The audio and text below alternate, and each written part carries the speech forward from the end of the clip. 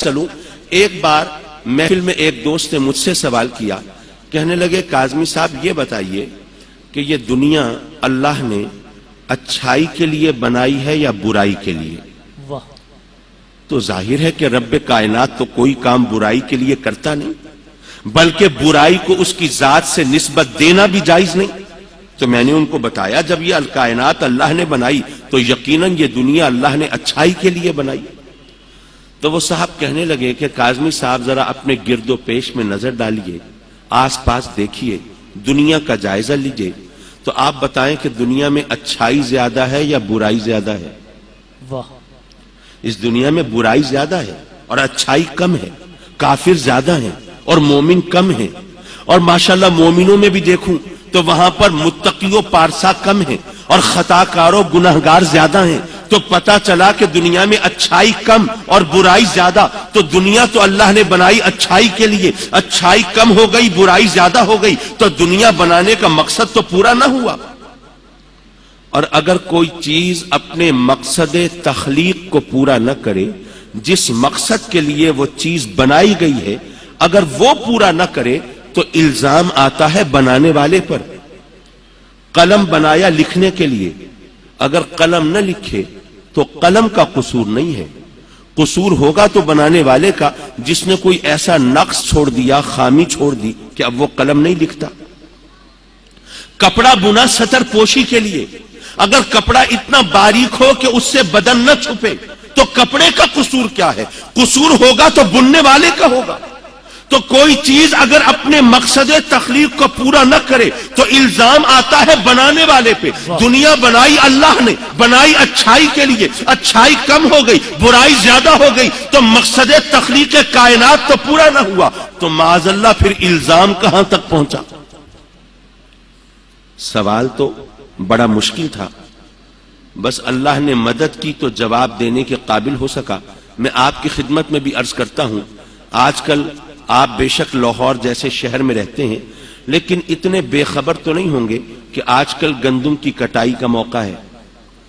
اچھا، لاہور کے حوالے سے یہ اس قسم کی باتیں زیادہ سامنے نہیں آتی، کراچی کے بارے میں ذرا بات مشکل ہو جاتی ہے۔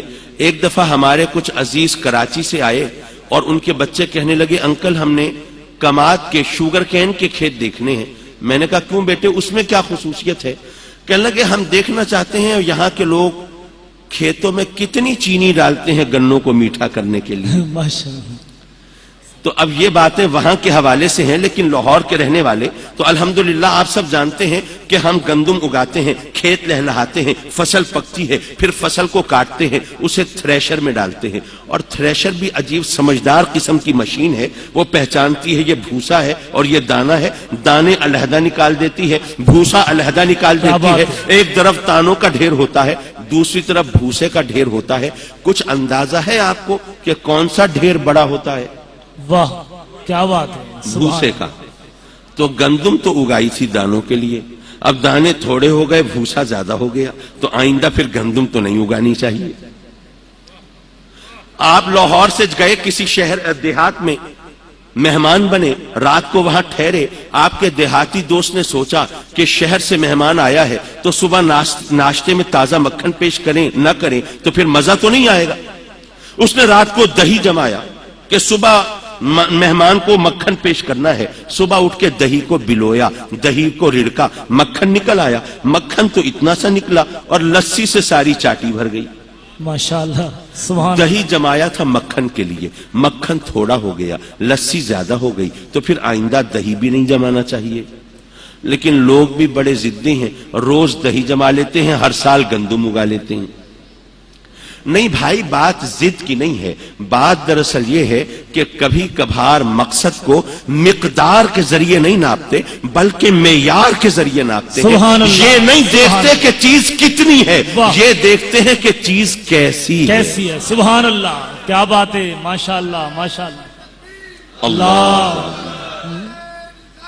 یا رسول اللہ۔ حضرات مکرم اگرچہ گندم کا ڈھیر چھوٹا ہے لیکن اگر وہ کھانے کے لائق ہے، پیٹ بھرا جا سکتا ہے، غذائی ضرورت پوری کرتا ہے تو مقصد پورا ہو گیا. لیکن اگر وہ بھوسے سے دگنا ڈھیر ہو لیکن گھن لگا ہو، گلا ہوا ہو، کھانے کے لائق نہ ہو تو مقصد پورا نہیں ہوا. اگرچہ مکھن تھوڑا ہے لیکن خوش ذائقہ ہے، لذیذ ہے، مزیدار ہے، مہمان کے سامنے درخواست دسترخوان پہ رکھا جا سکتا ہے تو مقصد پورا ہو گیا. لیکن مکھن بہت ہو لیکن بدبودار ہو، زبان پہ رکھنے کے لائق نہ ہو، مقصد پورا نہیں ہوا. کبھی کبھار مقصد کو مقدار کے ذریعے نہیں ناپتے بلکہ معیار کے ذریعے ناپتے ہیں. یہ نہیں دیکھتے چیز کتنی ہے، یہ دیکھتے ہیں چیز کیسی ہے. سبحان اللہ سبحان رب اللہ. کائنات نے گویا یہ فرمایا، اے میرے محبوب یہ دنیا میں نے اپنے لیے تو نہیں بنائی، اگر ندیوں کی گنگناہٹ ہے تو تیرے لیے، اور جھرنوں کا ترنم ہے تو تیرے لیے، اور دریاؤں کی روانی ہے تو تیرے لیے، اگر سمندروں میں تلاطم ہے تو تیرے لیے، اگر یہ فلک بوس پہاڑ ہے تو تیرے لیے، آسمان پر کہکشاں کی محفل سجی ہے تو تیرے لیے، اور فرش زمین پر سبزہ بچھا ہے تو تیرے لیے. یہ تمام کائنات تیرے لیے اور تو میرے لیے. اب کوئی میرے نام کا کلمہ پڑھے نہ پڑھے، میری بارگاہ میں جھکے نہ جھکے، مجھے سجدہ کرے نہ کرے، جب تو نے میری بارگاہ میں ایک سجدہ کر دیا کائنات بنانے کا مقصد پورا ہو گیا. اس لیے کہ کبھی کبھار مقصد کو مقدار کے ذریعے نہیں ناپتے بلکہ معیار کے ذریعے ناپتے.